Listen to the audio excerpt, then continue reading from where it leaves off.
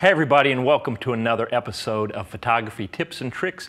I'm your host, Pete Collins, and this is a show about gear, tips, tricks, everything photography, and heck, we may even throw in a little bit of Photoshop every now and again. Today, I want to talk to you about something that came over on the KelbyOne site. People left comments about what are these things called crop sensors and crop factors, and how does it affect my photography? And so I thought that was a great thing that we should talk about so that you would know how your camera works with your lenses to get you the right type of zoom or wide angle shot that you need. It can be a little bit confusing when people say, hey, is that a full frame camera or is that a crop sensor camera? And so I've got this illustration here that I've got on my computer that's going to help you understand what's going on. When people say full frame, what they're really referencing is the amount of crop factor that you have in the camera. There is no cropping of the sensor. It's the biggest sensor possible that you can have in a 35mm DSLR. Now you'll have medium format cameras that can have bigger sensors, but we're talking these basic DSLR cameras. So when people are talking full frame, that's what we're talking about. 1x magnification. It's the biggest sensor. The benefits of having a big sensor like that are there's less noise, higher ISO, it can handle those things, and it just gives you more information that you can pack in there. But then manufacturers like Canon and Nikon have realized that people want smaller, more compact cameras, and so they've given you some smaller sensors. Something like the 7D here has a APS-C sensor. If we go back to the illustration here, what you can see is right here, APC Canon, the C right here, has a 1.6 crop factor. What that means as you look at this illustration is each sensor size gets smaller and smaller. The smaller the sensor gets, the more it's going to magnify the image that it's taking in. So you've got a quick reference to see that most of the Canons are going to be 1.6, but there are a few that are 1.3 crop factor. And every Nikon and most other cameras have a 1.5 crop factor. And then you get down to the 4/3 that are a 2x crop factor.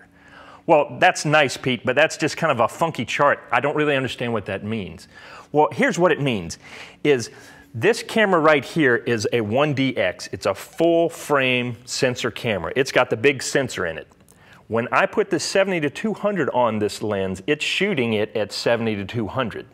If I take the same lens and put it on this 7D, which if we look down here has a 1.6 crop factor, I have to take whatever lens I put on here and multiply it times 1.6.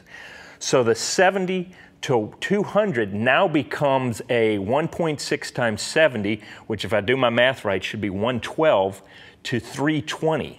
So suddenly this lens has a lot longer push, but it's a little shorter on, it's not as short on the wide angle lens. This comes in very handy if I want to use this for sports, because suddenly I've got a longer reach. The problem comes if I want to use this for wide angle shots.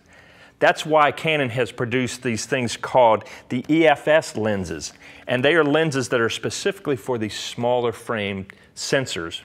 This is a 10-22, and it's an f 3.5 to 4.5. It goes on the 7D, and when I rack to a 10, it's actually in real life a 16mm lens. And that's where you can get confused with the crop sensor. I put a 10mm on here and I'm expecting it to be this wide, but the crop factor makes it this wide. That's where you need to know what your crop factor is on your camera. That's why you buy this camera, this lens, the 10-22 actually converts to actually a 16-35. What you'll notice that the Canon, if you put it on the full frame, has a 16-35 2.8. So you just need to be a little bit aware of that. Let me show you an illustration that's going to help you out, hopefully a little bit more than this. Let's say I want to walk up to something and take a picture of this scenery. I have my full frame camera and I shoot it wide. This left frame shows what I see through my viewfinder. On the full frame, I'm going to get this full section here. When I'm shooting with the crop sensor, what's happening at a 1.5 crop, it's actually going to zoom in, and this is what I'm going to see in my viewfinder and what I'm actually going to take a picture of. So when you have a crop sensor, what that means is you're going to have less on the wide angle front. However, on the other side of the zoom front or telephoto, this is what I'm looking at through the viewfinder. Full frame is going to give me this resolution. As you can see, 400 times 1 is 400 millimeters. But with a 1.5 crop, 400 times 1 is actually going to give me a 600 millimeter telephoto. So you need to keep that in mind when you're thinking about lenses, when you're thinking about camera bodies, and how it's all going to work together. Most of the time, I'm going to want to go for a full frame, but there's sometimes when I want to take and get a little more zoom out of my lens that I may bring out my crop sensor to be able to go a little bit farther just because of the sensor. I do compromise a little bit on image quality, noise, resolution, and all that stuff, but if I can get that extra push out there, it's definitely worth it.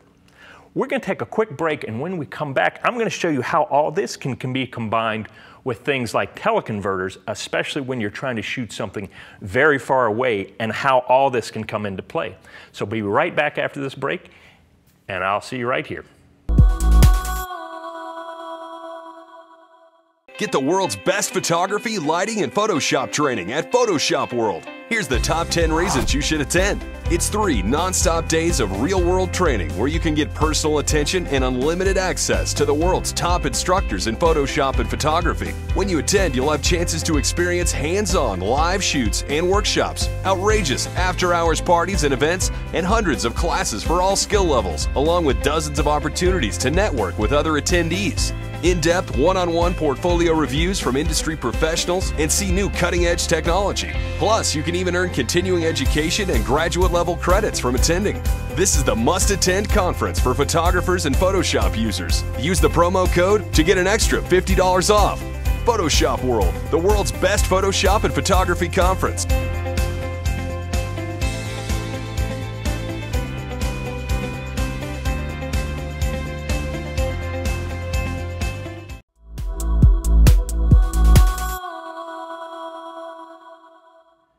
All right, welcome back to Photography Tips and Tricks. And through the magic of television, this giant lens has appeared on set. I'm going to talk about it in just a minute. But I want to start with talking about teleconverters because it's kind of in line with the crop sensors, and people ask about teleconverters and how they work. And these are great little things that you can buy that actually extend the zoom of your cameras. Most of the time, you're going to be dealing with either a 1.4x or a 2x teleconverter. And when I first heard about these, I'm like, well, heck, why wouldn't you get a 2x and make everything double the length it normally is? Well, there's a drawback to the teleconverters. They are great, but they take away 2 stops of light. And that can affect your autofocus and also just how fast it goes, but if it reaches a certain point, it'll stop allowing you to use autofocus. I bought a 2x immediately when I found out these were available, and I put it on a lens that was not your high-priced fast lens, and automatically I lost autofocus. One of the things you need to realize is that you have to look at your camera and find out what autofocus needs to focus. What it is the maximum aperture it has to have for it to autofocus. For most cameras, it's about f5.6 is the lowest it needs to be able to do autofocus. So if I take an f4.5 lens and I put a 2x on there, I'm doubling 2 stops of light. I'm losing it. So now this becomes like an f9. Autofocus won't work. However, if I take this and put it on an f2.8, suddenly it goes up to a 5.6. But the good news is the 1DX can handle up to an f8 and still attain autofocus. So there's some good news about having a full frame camera, something like the 1DX. It will allow you to take this, put this on, and double your length. But you just need to be aware when you're looking at teleconverters that they may slow down or even negate your autofocus, but they can also add extra schmutz and stuff in your camera because it's another element. So just be aware of that. What does that matter with crop factor? Well, you've got to apply both your teleconverter and your crop factor into your shots. My friend Arnaldo and I both wanted to shoot shots of the moon the last month or so because there were some great big moons out there. Well, what I did is I took my 7D, I added a 1.4 teleconverter to the 600 right here. He took the 1DX, he put the 2X teleconverter and attached it to the 600. If we look at my screen right now, you'll see the difference in the shots. What happens is the 1DX is a full frame camera, so it's got no extra magnification on the zoom end. Even though he had the 2X, I actually got the bigger shot. These are 100% comparison size-wise when we put them into the Photoshop here. You can see that I actually had a further throw with my camera because of the 1.6 crop factor in my crop sensor camera. So that's something to be aware of. If you need that extra push, it may be worthwhile to put it on a crop sensor camera. Now here's the thing, next go around, I'm gonna take the 2X teleconverter, put it on my 7D, attach it to the 600 here, and I'm now gonna be shooting, this whole contraption is gonna be 1920 millimeters. Hopefully I'll be able to capture the moon. The problem is when you get that close, the moon is traveling so fast, you really have to struggle to get a great clear shot of it. So anyway, that's hopefully a quick little rundown on crop factor teleconverters that can give you a better idea of how they go in conjunction with each other to get the shot you want. They're really helpful on this end, but you got to pay attention to the crop factor on the wide angle end. Now, there are a couple things that I want you to look out for. First of all, let's take a look at a website to watch. And this is Jessica Ambot's. If you haven't seen her aerial photography, it is phenomenal. Let me jump over there. She is an aerial photographer. And I'm jealous of her pictures because they are absolutely phenomenal. But I tell you what, I would absolutely throw up taking some of the shots she gets here. She is an incredible aerial photographer. If you haven't seen her before, check out jessicaambots.com and see all the work she does. She is phenomenal. Second thing, we're having a giveaway this week, and I'm going to tease you with it right here, but before I do that, I want to remind you to go see Photoshop World at photoshopworld.com. Once you go look at that, you're going to want to come join us in Atlanta. It's coming up next month. It's where you can learn all about photography, Photoshop, and even more stuff. So make sure you check it out at photoshopworld.com. You will not be disappointed if you come join us there. I'm going to be there. RC's going to be there. Some of the best photographers and teachers in the world are going to be there. Hopefully you'll come join us. Now for the final thing, the giveaway this week is this lovely book right here. And I don't know why they gave it to me to sell, to give away, but it's how to get people to do stuff. And I think it's a test to see if they could actually use the principles in this book to get me to give it away. It's all about mastering the art and science of persuasion and motivation. So you will want this book. You will want this book.